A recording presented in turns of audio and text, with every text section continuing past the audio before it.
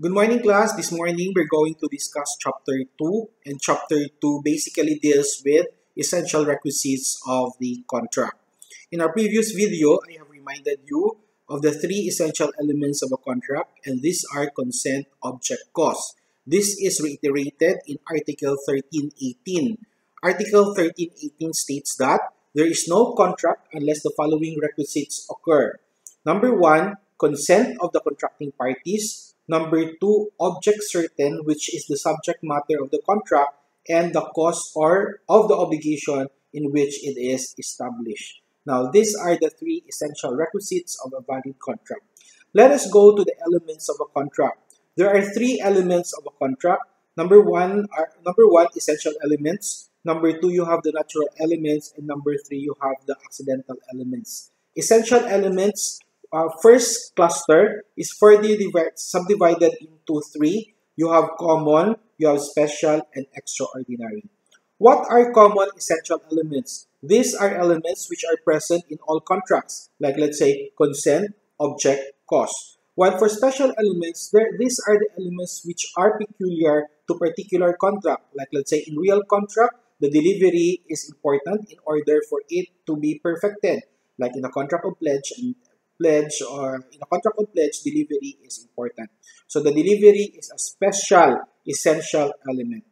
Number 3 is extraordinary or peculiar. Like, let us say, these are peculiar to a specific contract like price in a contract of sale. So that is the first cluster of elements of a contract, essential elements. Let us go to the second essential element, second element of a contract, and that is natural element.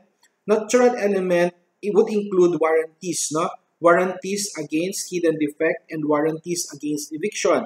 Like when you enter into a contract of sale, the presumption there is that when you sell a thing, comes with it is the natural element, no? The natural elements that the buyer will enjoy the peaceful possession of the property and it is free from hidden defect.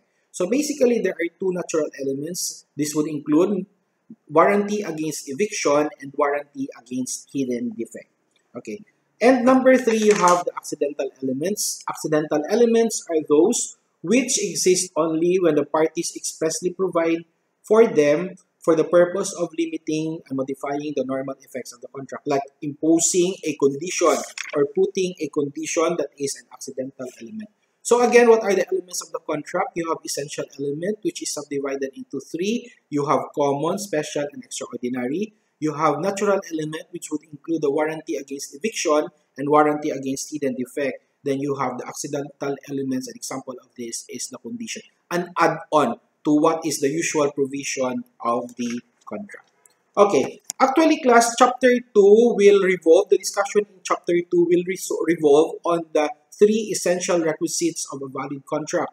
And this would include consent, object, cause. Let us go to Section 1, which is consent. That is covered by Article 1319. Now, let me read. Consent is manifested by meeting of the offer and the acceptance of the thing. So, meeting of the offer and acceptance of the thing and the cause which are to constitute the contract. The offer must be certain and the acceptance must be absolute. A qualified acceptance is a counter offer. Like let us say, I am going to sell to you this pen for 20 pesos. And you said yes. Was there a perfected contract? Yes, there was a perfected contract because the offer is certain and the acceptance is absolute.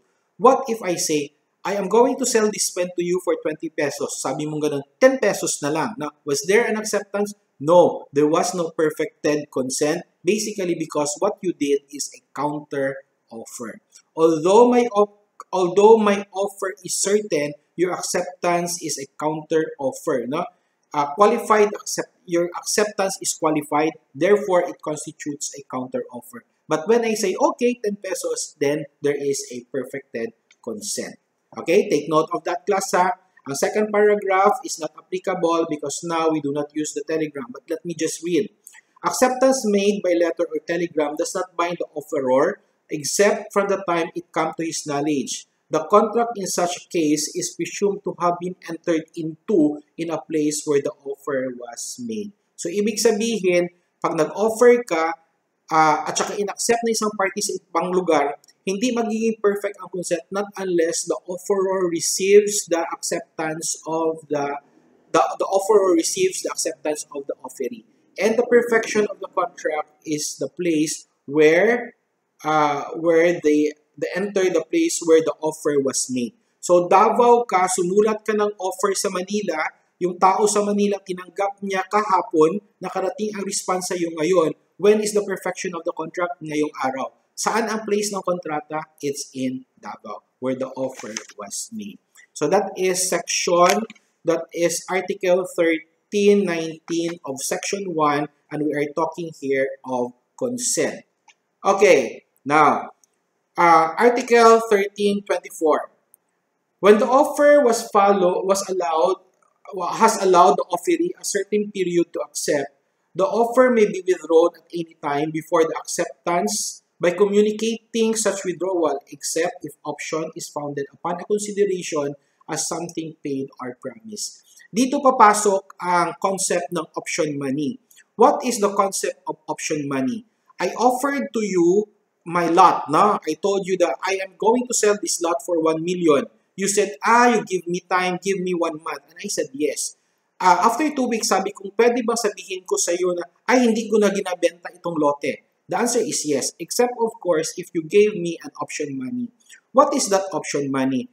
Option money is given for the purpose of, as a consideration in making use of the period. Para hindi ko pwedeng mabawi ang offer ko at saka hindi ko pwedeng maibenta sa iba within 1 month period samantalang nag-iisip ka pa or nagre-raise ka pa ng finances. No? You call that one option money. Option money is paid for you to make use of the option period. In that option period, para naka-lock in sa'yo ang benefit of the period of time. No? The benefit of time. You call that one option money paid for an option period. Okay?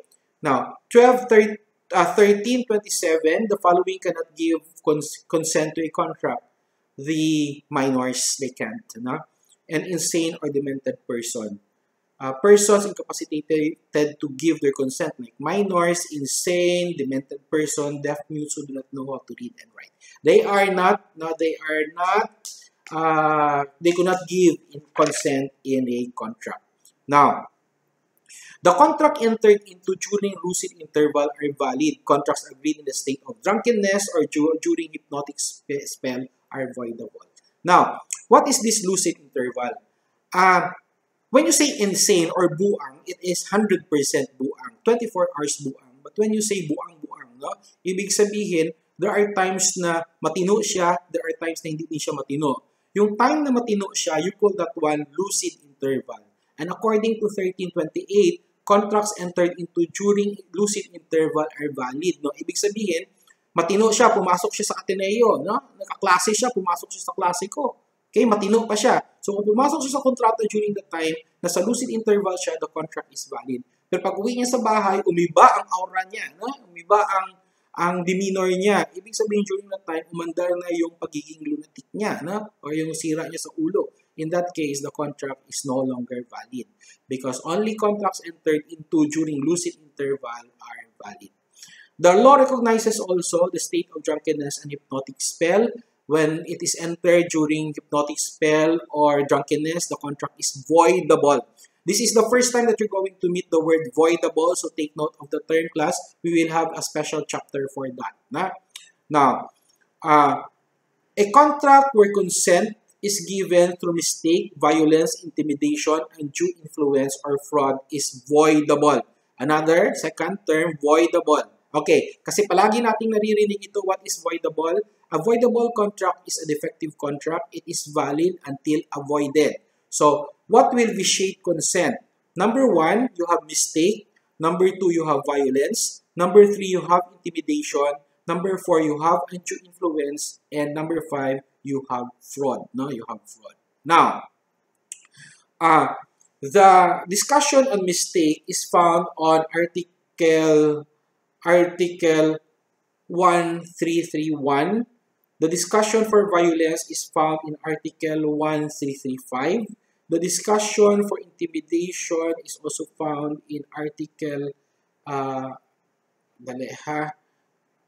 Article 1137, and our discussion for undue influence is found on Article 1337 also, and the discussion for fraud is found on Article 1138. So what are the vices of consent? You have mistake, violence, intimidation, undue influence, or fraud. Now, in order for consent to be